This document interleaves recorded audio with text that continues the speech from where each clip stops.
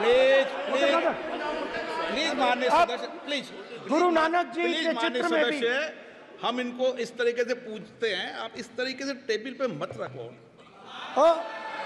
Sir कहाँ रखूं sir? तरीका ठीक सर कहाँ रखूं? यहाँ रख दूं सर? आप यहाँ मत यहाँ रख देता हूँ सर।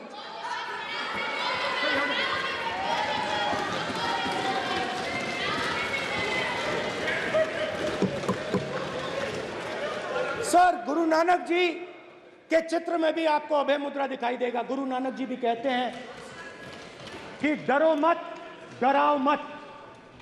और पंजाब से गुरु नानक जी मेक्का तक गए, थाईलैंड तक गए, अफगानिस्तान गए, श्रीलंका गए, किसी से हिंसा नहीं की, अहिंसा की बात की, सत्य की बात की, और किसी को उन्होंने अपनी जिंदगी में नहीं डराया। उसके बाद जीसस क्राइस्ट की इमेज देखिए, उसमें भी आपको अभय मुद्रा दिखाई देगा। जीसस क्राइस्ट की इमेज में भी अभय मुद्रा, डरो मत, डराओ मत। और जीसस क्राइस्ट ने कहा कि अगर आपको कोई थप्पड़ मारता है तो दूसरा गाल दिखा दो। उसके बाद बुद्ध भगवान, अभय मुद्रा,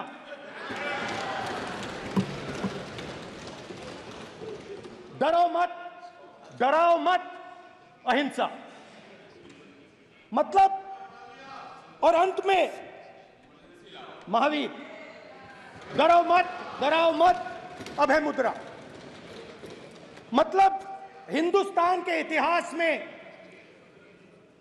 3 फाउंडेशनल आइडियाज हैं।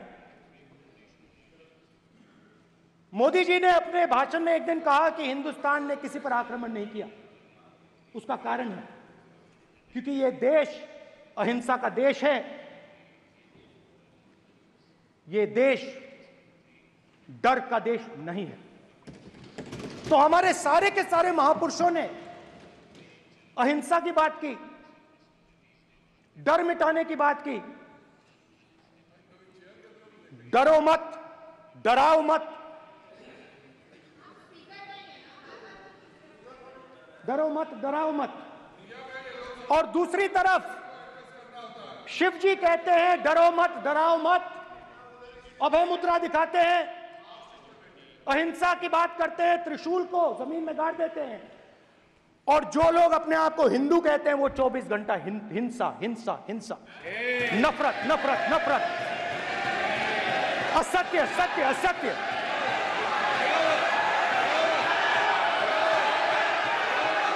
आप हिंदू हो ही नहीं।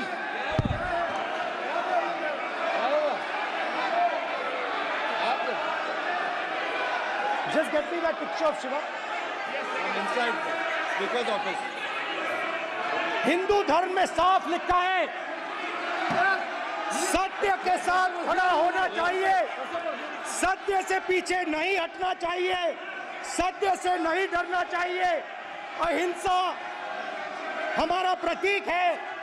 अभय मुद्रा ऐसे कीजिए, ऐसे कीजिए, अभय मुद्रा।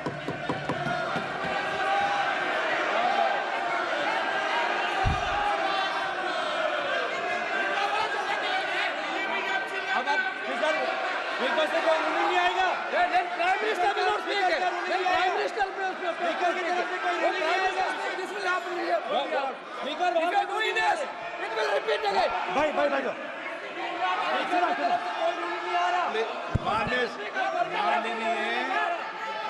ये आप बात समझिए, आप बात समझिए। ये इसलिए चिल्ला रहे हैं क्योंकि तीर जाके दिल में लगा है, दिल में जाके तीर लगा है, इसलिए ये चिल्ला रहे हैं। देखो चुप हो गए, देखिए स्पीकर साहब चुप हो गए सब।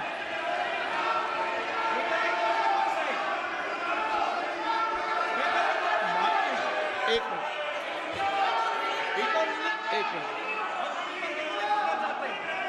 माननीय आप प्रतिपक्ष के नेता हैं, किसी की भावनाओं को ठेस नहीं पहुंचे, सर मुझे चर्चा बोलने में दीजिए। ध्यान रखना चाहिए।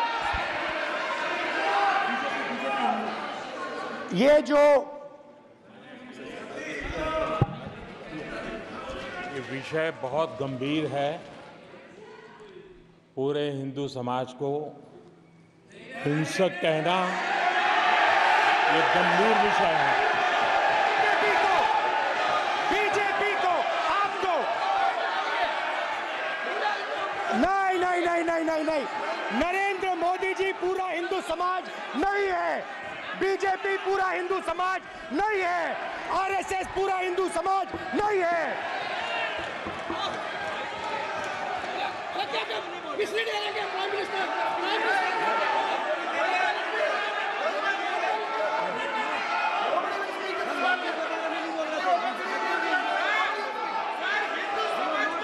भूपेंद्र यादव जी, ये ठेका नहीं है बीजेपी का।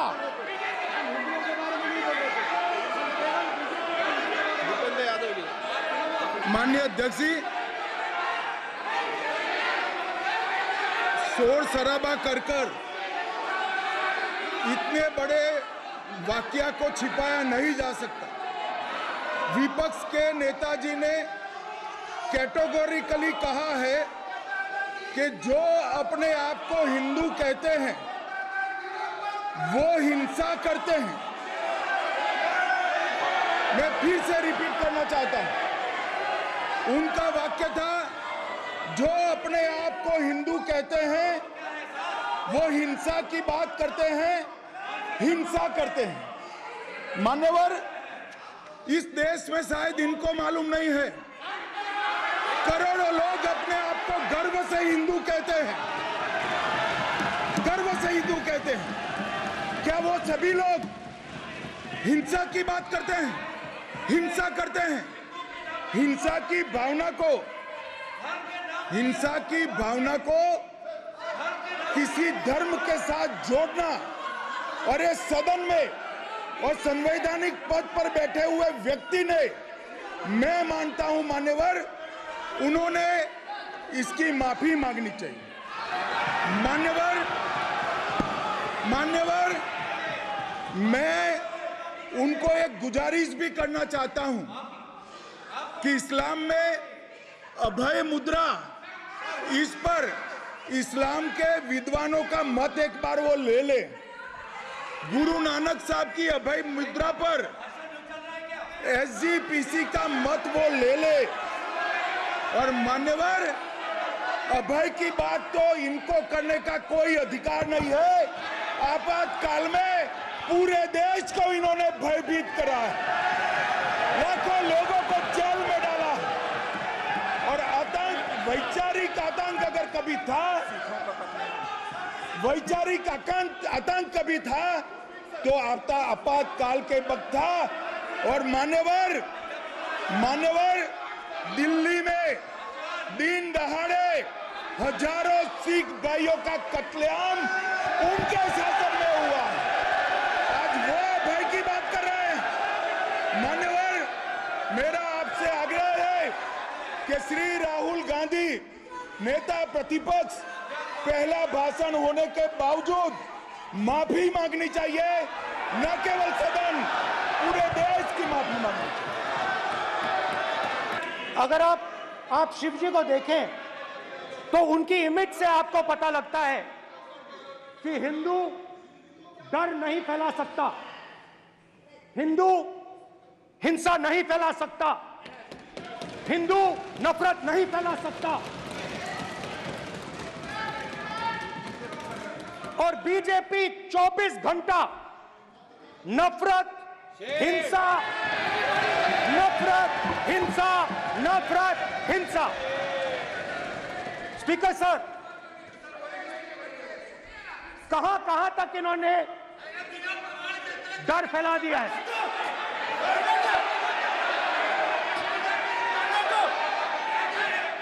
प्लीज सर, कहां तक इन लोगों ने डर फैला दिया? मैं आपको अयोध्या से शुरू करता हूं। सर नमस्कार। शाबाश।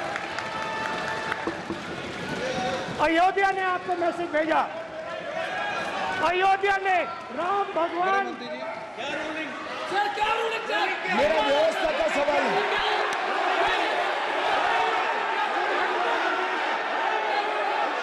इस सदन के नियमों की पुस्तिका, इससे कुछ सदस्यों को क्या मुक्ति दे दी गई है?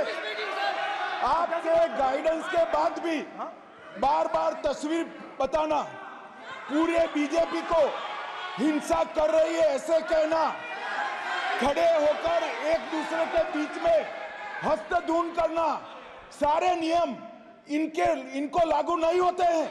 नियम मालूम नहीं है तो ट्यूशन रख ले साहब, सदन इस तरह से नहीं चल सकता है।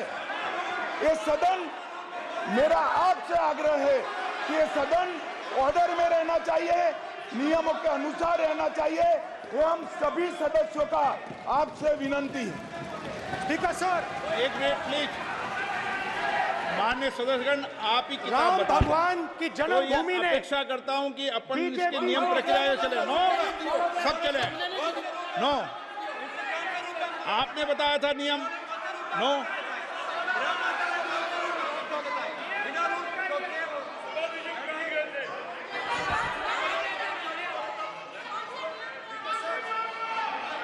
माइक दीजिए सर। हाँ सर, मेरा सवाल है सर, इस माइक का कंट्रोलर किसके हाथ में? प्लीज बैठिए बैठिए सर ये ऑफ होता है, प्लीज बीच में माने ऑफ हो बैठिए जाता है। प्लीज।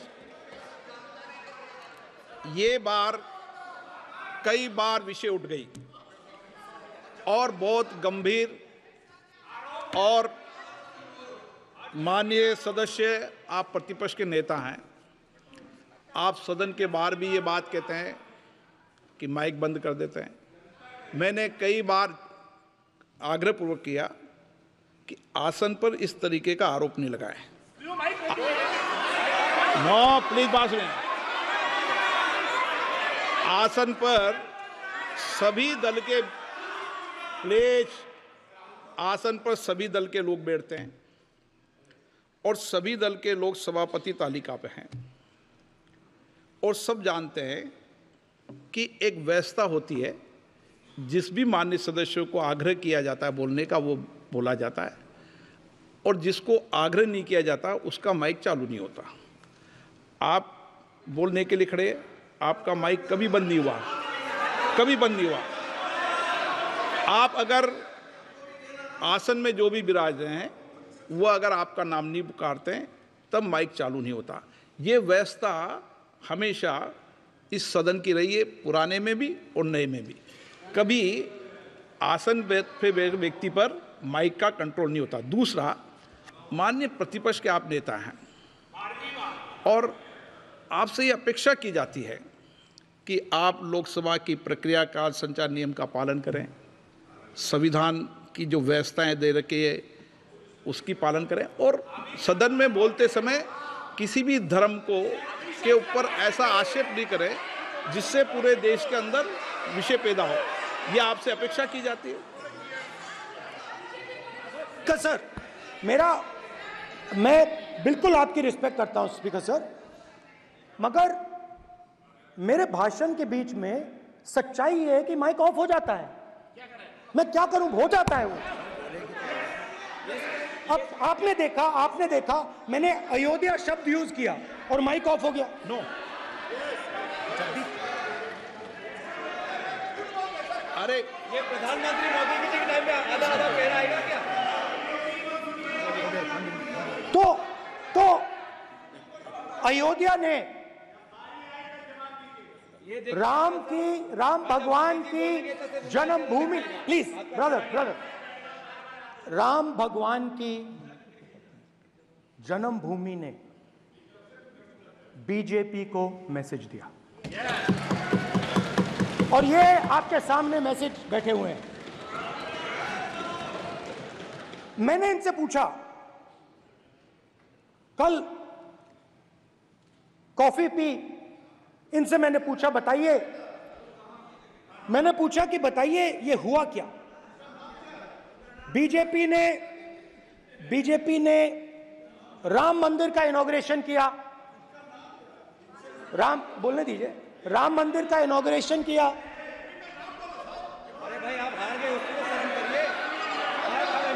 नाम बोलने की कोई जरूरत नहीं है। मैं भाषण दे रहा हूं, आप नहीं दे रहे हो। मुझे बोलना है जो बोलना है, मुझे नाम लेने की कोई जरूरत नहीं। मुझे जो बोलना है मैं बोलूंगा। तो अयोध्या ने मैसेज दिया और मैंने इनसे पूछा कि हुआ क्या, और इनका जवाब आया। मैंने उनसे पूछा कि आपको कब पता लगा कि आप अयोध्या में जीत रहे हो, और आपने कहा पहले दिन से मुझे पता था। सही बात। और मैंने कहा ये क्या हुआ?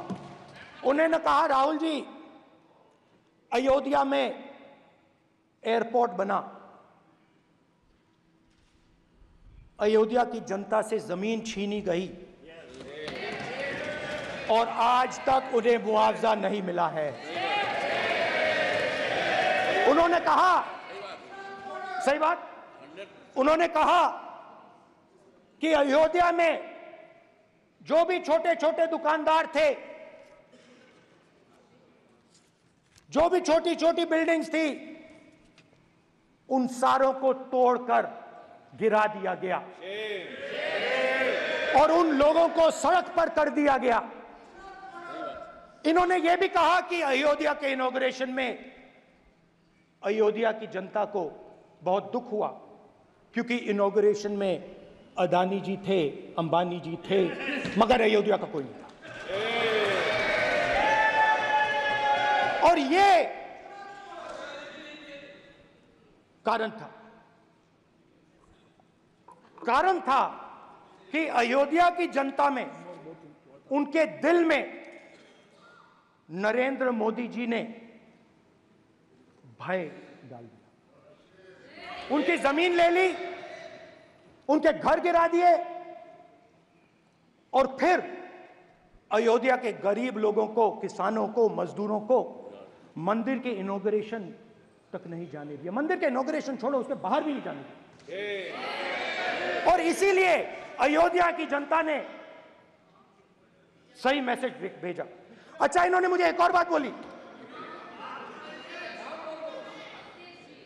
3 बार इन्होंने कहा कि 3 बार नरेंद्र मोदी ने टेस्ट किया। 2 बार क्या मैं अयोध्या से लड़ जाऊं? और सर्वेयर्स ने कहा अयोध्या में मत लड़ जाना, अयोध्या में मत लड़ जाना, अयोध्या की जनता हरा देगी। और इसीलिए प्रधानमंत्री वाराणसी गए और वहां बच के निकले।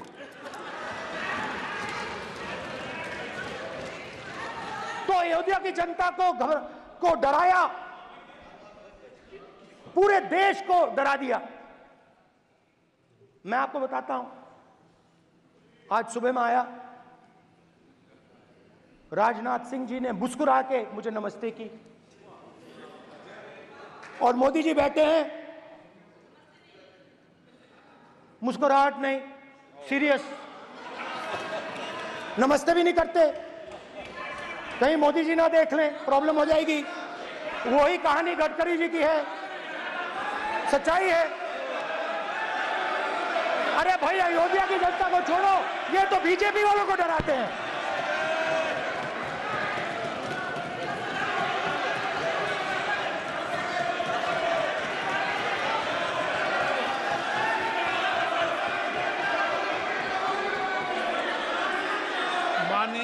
सर क्या है?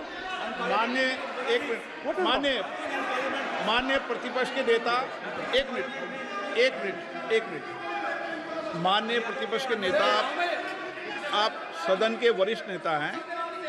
मेरा आपसे आग्रह है कि राष्ट्रपति अभिभाषण पर डिबेट हो रही है, इसकी गरिमा, राष्ट्रपति अभिभाषण की गरिमा रखे ना। ये तो अपेक्षा आपसे सब करते हैं कि आप राष्ट्रपति अभिभाषण पे बोले, नीतियां पे बोले, कार्यक्रमों में बोले। अब व्यक्तिगत रूप से